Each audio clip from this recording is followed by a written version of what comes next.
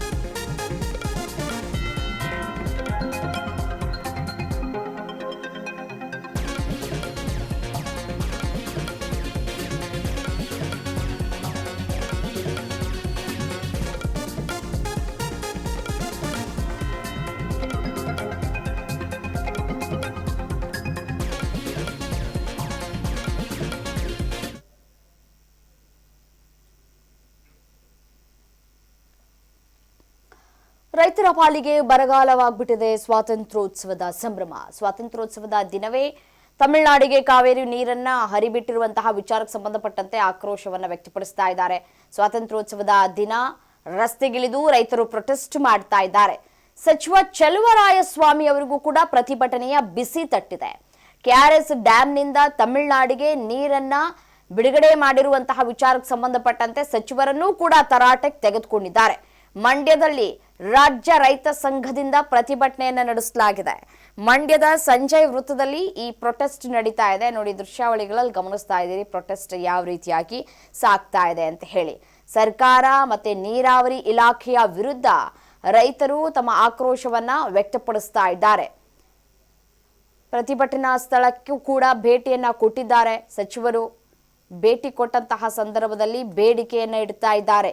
ರೈತರ ಜೊತೆ ನಾವಿರ್ತೇವೆ ಅಂತ ಹೇಳಿ ಚಲುವರಾಯಸ್ವಾಮಿ ಅವರು ಭರವಸೆಯನ್ನ ಕೊಟ್ಟಿದ್ದಾರೆ. ಆ ಭರವಸೆಗಳೆಲ್ಲವೂ ಕೂಡ ಬರೀ ಭಾಷಣಕ್ಕಷ್ಟೇ ಸೀಮಿತ ಆಗ್ತಾ ಇದೆ, ಅಥವಾ ಮೈಕ್ ಹಿಡ್ಕೊಂಡಂತಹ ಸಂದರ್ಭದಲ್ಲಿ ಬರುವಂತಹ ನಿಮ್ಮ ಮಾತುಗಳು ಆ ಮಾತುಗಳಷ್ಟೇ ಹಾಗೆ ಸೀಮಿತವಾಗಿ ಉಳಿದುಕೊಳ್ತಾ ಇದೆ. ಆದರೆ ನೀವು ಕೊಟ್ಟಂತಹ ಭರವಸೆಯನ್ನ ಈಡೇರಿಸುವಲ್ಲಿ ವಿಫಲರಾಗ್ತಾ ಇದ್ದೀರಿ ಅಂತ ಹೇಳಿ ರೈತರು ಪ್ರತಿಭಟನೆಯನ್ನ ಮಾಡ್ತಾ ಇದ್ದಾರೆ. ನೋಡಿ, ಕಾವೇರಿ ನೀರನ್ನ ಹಂಚಿಕೆ ಮಾಡುವಂತಹ ವಿಚಾರಕ್ಕೆ ಸಂಬಂಧಪಟ್ಟಂತೆ ರೈತರು ಪ್ರತಿಭಟನೆಯನ್ನು ನಡೆಸ್ತಾ ಇದ್ದಾರೆ. ಇವತ್ತು 80ನೇ ವರ್ಷದ ಸ್ವಾತಂತ್ರ್ಯ ದಿನಾಚರಣೆ. ಬಟ್ ಆದರೆ ಆಚರಣೆಯನ್ನು ಕೂಡ ಕೈಬಿಟ್ಟು ರೈತರು ಪ್ರೊಟೆಸ್ಟ್ ಅನ್ನ ಮಾಡ್ತಾ ಇದ್ದಾರೆ ಕಾವೇರಿ ನೀರಿಗಾಗಿ. ನಮ್ಮಲ್ಲೇ ಮಳೆ ಇಲ್ಲದೆ ಇರುವಂತಹ ಸಂದರ್ಭದಲ್ಲಿ ಕೆಆರ್ಎಸ್ ಡ್ಯಾಮ್ನಲ್ಲಿ ನೀರು ಇಲ್ಲ, ನೀರು ತುಂಬಬೇಕಾಗಿದೆ. ತುಂಬುವ ಮೊದಲೇ ನೀವು ಈ ರೀತಿಯಾಗಿ ರಾತ್ರಿ ನೀರನ್ನು ಹರಿಬಿಟ್ಟಿದ್ದೀರಿ. ಇದು ಎಷ್ಟರ ಮಟ್ಟಿಗೆ ಸರಿ? ಮತ್ತು ಮುಂದಿನ ಬೇಸಿಗೆಗಾಲಕ್ಕೆ ಕುಡಿಯೋದಕ್ಕೆ ನೀರು ಬೇಕಲ್ವಾ? ಅವಾಗ ಏನು ಮಾಡ್ತೀರಿ? ಸಮಸ್ಯೆಗಳು ಉಲ್ಬಣ ಆಗೋದಿಲ್ವಾ? ಇದನ್ನು ನೀವು CWMA ಅಥವಾ CWRC ಇಲ್ಲಿ ಸಭೆ ಮಾಡಿದಂತಹ ಸಂದರ್ಭದಲ್ಲಿ ಮನವರಿಕೆ ಯಾಕೆ ಮಾಡಿಕೊಡ್ತಾ ಇಲ್ಲ? ಏನು ಸಮಸ್ಯೆ ಆಗಬಹುದು? ಮತ್ತು ಮಳೆ ಬೇರೆ ಆಗ್ತಾ ಇಲ್ಲ.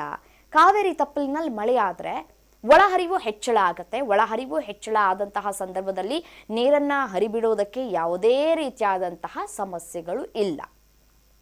ಈಸಿಯಾಗಿ ನಾವು ನೀರನ್ನು ಹರಿಬಿಡ್ತೀವಿ, ತೊಂದರೆಗಳು ಆಗೋದಿಲ್ಲ. ಆವಾಗ ಪ್ರತಿ ಬಾರಿ ಈ ಮಳೆ ಕಡಿಮೆ ಆದಂತಹ ಸಂದರ್ಭದಲ್ಲಿ ರೈತರು ಪುಟಿದೇಳಬೇಕಾಗತ್ತೆ, ಸಚಿವರನ್ನು ಬಡಿದೆಬ್ಬಿಸುವಂತಹ ಕೆಲಸವನ್ನು ಮಾಡಬೇಕಾಗತ್ತೆ. ಸೊ ಹಾಗಾಗಿ ಈ ಬಾರಿಯೂ ಕೂಡ ಅದೇ ಆಗ್ತಾ ಇದೆ. ಸ್ಥಳಕ್ಕೆ ಸಚಿವರೇ ಖುದ್ದು ಭೇಟಿ ಕೊಟ್ಟಂತಹ ಸಂದರ್ಭದಲ್ಲೂ ಕೂಡ ಸಚಿವರ ವಿರುದ್ಧ ಆಕ್ರೋಶವನ್ನು ವ್ಯಕ್ತಪಡಿಸಿದ್ದಾರೆ ರೈತರು. ಭರವಸೆಯನ್ನು ಕೊಟ್ಟಿದ್ದಾರೆ. ಆ ಭರವಸೆ ಎಷ್ಟರ ಮಟ್ಟಿಗೆ ಈಡೇರಿಸ್ತಾರೆ ನೋಡೋಣ. ಜಲಾಶಯದಿಂದ ನೀರು ಬಿಡ್ತಾವ್ರೆ ಅನ್ನೋ ಸುದ್ದಿ ಇದೆ. ಈ ಸುದ್ದಿ ಏನಾದ್ರೂ ಸತ್ಯನೇ ಆದ್ರೆ ಈ ಒಂದು ರೈತರ ವ್ಯವಸ್ಥೆಗೆ ದೊಡ್ಡ ಆಘಾತವಾದಂತ ವಿಚಾರ.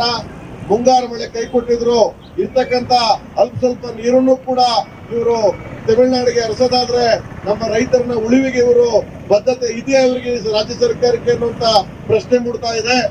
ಆ ವಿಚಾರವಾಗಿ ನಾವು ಮಂತ್ರಿಗಳು ಬರೋದ್ರಿಂದ ನಾವೆಲ್ಲರೂ ಕೂಡ ಶಾಂತ ರೀತಿಯಲ್ಲಿ ಇದ್ದು ವಿಚಾರಗಳನ್ನ ಚರ್ಚೆ ಮಾಡಿ ನಮ್ಮ ಸಮಸ್ಯೆಗಳು ಏನವೆ, ನೀರಿನ ವಿಚಾರ ಏನದೆ, ಬರದ ವಿಚಾರ ಏನದೆ ಮತ್ತು ರಸಗೊಬ್ಬರ ವಿಚಾರ ಏನದೆ ಈ ವಿಚಾರಗಳನ್ನ ಪ್ರಸ್ತಾಪ ಮಾಡಿ ಒಂದು ವೇಳೆ ಏನಾದ್ರೂ ಅವರು ಕನ್ನಂಬಾಡಿ ಕಟ್ಟೆಯಿಂದ ನೀರು ಬಿಡೋದೇ ಆದ್ರೆ ನಾವು ಇಲ್ಲೇ ಪ್ರತಿಭಟನಾ ಈ ಒಂದು ಹೋರಾಟನ ಗಂಭೀರವಾಗಿ ತಕೊಂಡು ನಮ್ಮನ್ನ ಜೈಲ್ ಬರೋದ್ರ ಪರವಾಗಿಲ್ಲ, ನಮ್ಮನ್ನ ಜೈಲ್ಗೆ ಹಾಕಿದ್ರು ಪರವಾಗಿಲ್ಲ, ನಾವು ಅದನ್ನ ಪ್ರೊಟೆಸ್ಟ್ ಮಾಡಲೇಬೇಕಾಗ್ತದೆ. ಆ ನಿಟ್ಟಿನಲ್ಲಿ ನಾವೆಲ್ಲರೂ ಕೂಡ ಶಾಂತ ರೀತಿಯಿಂದ ಸಭೆಯಲ್ಲಿ ವರ್ತಿಸ್ಬೇಕಂತ ಹೇಳಿ ನಮ್ಮಲ್ಲಿ ಮನವಿ ಮಾಡ್ತಾ ಬಂದಿರತಕ್ಕಂತ ಎಲ್ಲ ರೈತ ಸಂಘದ ಪದಾಧಿಕಾರಿಗಳು, ಸಾರ್ವಜನಿಕರು ಎಲ್ರಿಗೂ ಕೂಡ ಸ್ವಾಗತವನ್ನ ಕೋರ್ತಾ ನನ್ನ ಮಾತನ್ನು ಮುಗಿಸ್ತೇನೆ.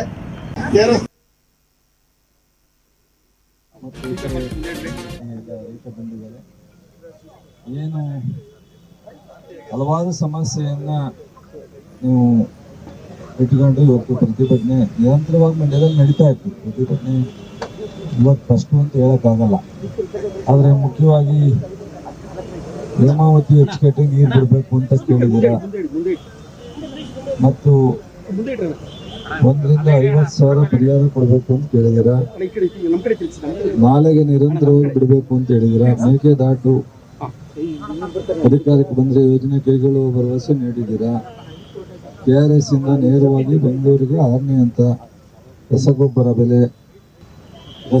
ಬೆಲೆ ಮತ್ತು ಹಲವಾರು ವಿಚಾರ ಇದರಲ್ಲಿ ಗೌರ್ಮೆಂಟ್ ಆಫ್ ಇಂಡಿಯಾದು ಇರುತ್ತೆ. ರಸಗೊಬ್ಬರ ರೇಟನ್ನು ಫಿಕ್ಸ್ ಮಾಡೋದು ನಾವಲ್ಲ, ನಮ್ಮೆಲ್ರಿಗೂ ಗೊತ್ತಿದೆ, ರೈತರಿಗೆ ಅವೇನು ಹೊಸದಾಗಿ ಹೇಳ್ಬೇಕಾಗಿಲ್ಲ. ಆಯ್ತಪ್ಪ, ಸಮಾಧಾನ ಆಗಿರೋ ನನ್ನ ಕೈ ಕೊಟ್ಟಲ್ಲೇ ಮತ್ತೆ ಮಾತಾಡೋದು. ಈ ಎಲ್ಲ ಬೇಡಿಕೆಗಳನ್ನ ನಾವು ನಿಮ್ಮ ಜೊತೆಲಿ ಇರ್ತೀವಿ. ನಾವು ರೈತರನ್ನ ಪ್ರಮುಖವಾಗಿ ಈ ರಾಜ್ಯದಲ್ಲಿ ನಮ್ಮ ಸರ್ಕಾರ ಬಂದ ಮೇಲೆ ಬಹುಶಃ ನೀವು ಸಿದ್ದರಾಮಯ್ಯವ್ರನ್ನ, ಇವತ್ತಿನ ಮುಖ್ಯಮಂತ್ರಿಗಳು DK ಶಿವಕುಮಾರ್ ಅವ್ರನ್ನ, ಕಾಂಗ್ರೆಸ್ನ ಮುಖಂಡರನ್ನ ಅಭಿನಂದಿಸಬೇಕಾಗಿತ್ತು ಅಂತ ಅನ್ಕೊಂಡಿದೆ. ಯಾಕೆಂದ್ರೆ ಯಾವತ್ತೂ ನಾವು ಪರಿಹಾರದಲ್ಲಿ ಕೊಡೋದ್ರಲ್ಲಿ ಕೇಂದ್ರ ಸರ್ಕಾರ ಕೊಡದೇ ಇದ್ರು ನಾವು ಕೊಟ್ಟಿದ್ದೀವಿ 3,500 ಕೋಟಿ.